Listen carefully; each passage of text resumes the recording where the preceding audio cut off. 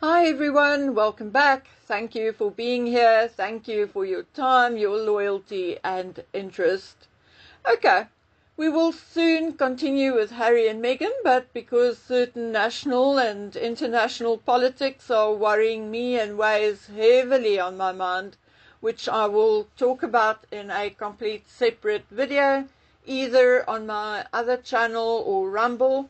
So for now, I'm going to stick to the royals or a certain royal and politics. But before I go on to the political side of the discussion, let's quickly recap on something else. You know, sometimes when I hear bigger channels disputing something I said, then I childishly, I know, very childish of me, take great pleasure in saying, I told you so, when it transpires that what I said turned out to be true. I kept telling you that since Charles became king and William the Prince of Wales and the Duke of Cornwall, it would have been a huge understatement to say that William and Charles do not see eye to eye on many things. It would also be a huge understatement to say that Charles found it very difficult not to interfere in Duchy of Cornwall business, to the greatest frustration from William's side. And now the king had gone even one step further and made it political. Now let me tell you one other thing, and one thing about myself. You want to lose me completely, then straight out lie to me or bullshit me about something. I cannot stand it.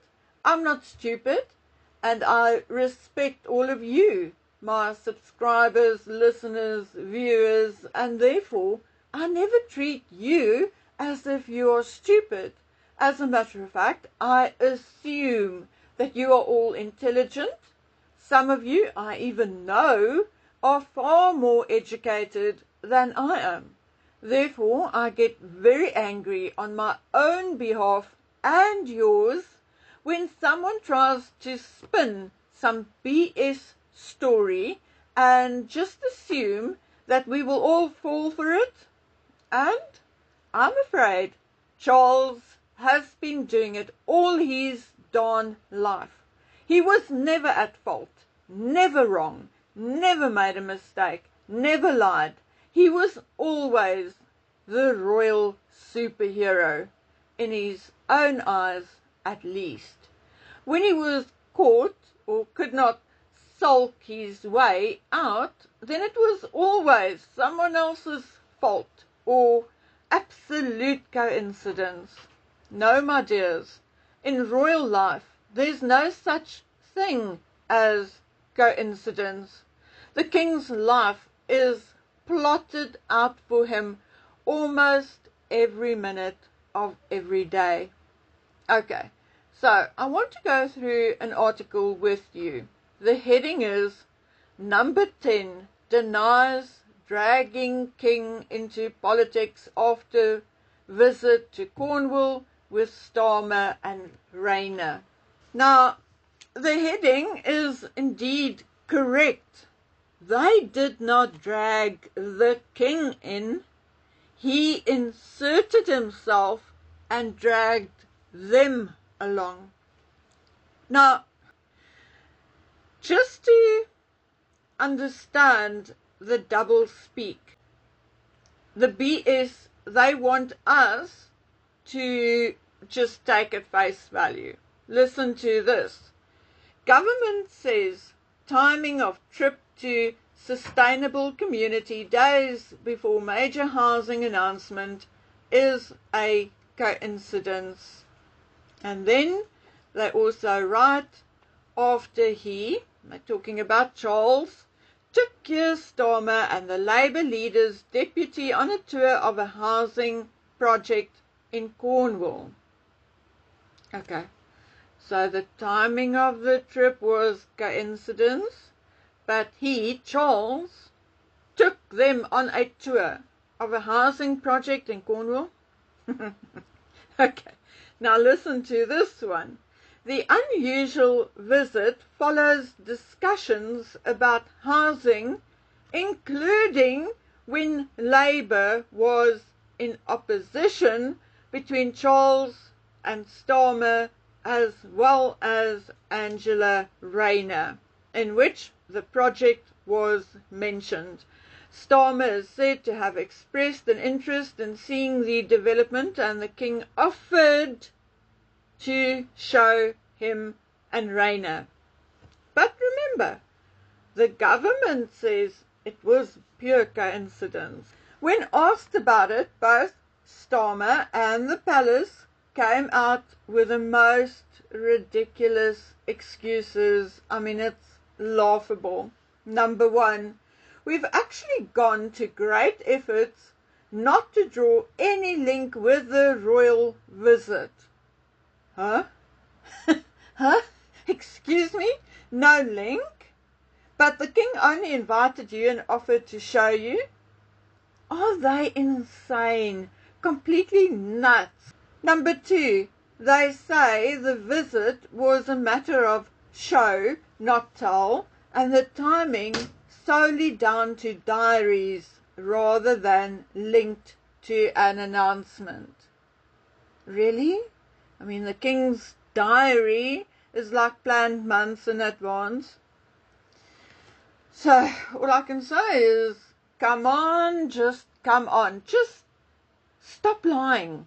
Rather just say nothing. How about no comment rather than such dumb BS? Now here's the coup de grace, the cherry on top. When Starmer's office was approached for a comment, a spokesperson said, "No, obviously this project is entirely run by the palace and the Duchy of Cornwall, but the government has spoken repeatedly on its ambitions on house building." So the king invited Starmer and Rayner for a tour of Cornwall and the houses being built there. So why try and spin it? Try to spin it in so-called innocent BS? That's number one. Number two, I thought that Prince William was now in charge of Cornwall. So, I mean, I don't really agree with them really mixing that closely with politicians, but if anyone was to show the Prime Minister around in Cornwall, shouldn't it have been Prince William? Okay?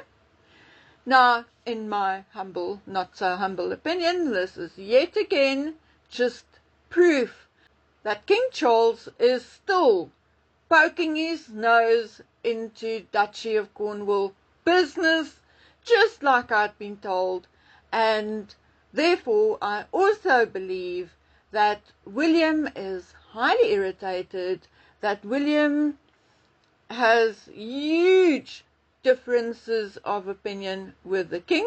Therefore, I believe everything I had been told, because this is proof that it was indeed true.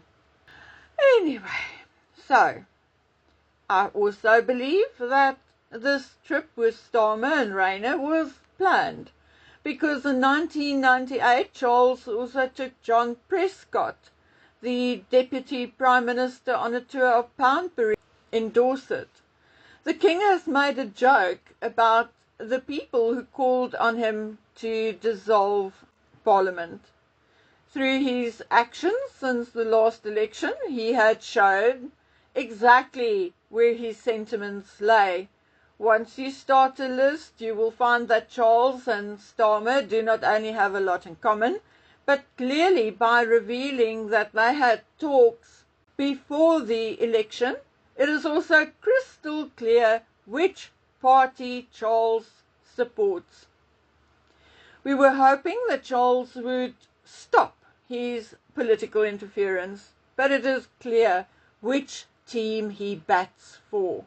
So it is equally clear that he will not dissolve Parliament ever, not for as long as Starmer and Rayner are in the driving seats. It is also said that Charles had formed a close bond with Rayner.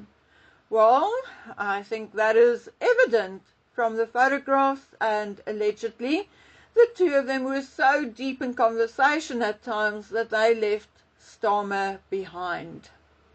Oh well, good luck is all I can say to you. Take care, my friends. I'll see you on the next one. Bye.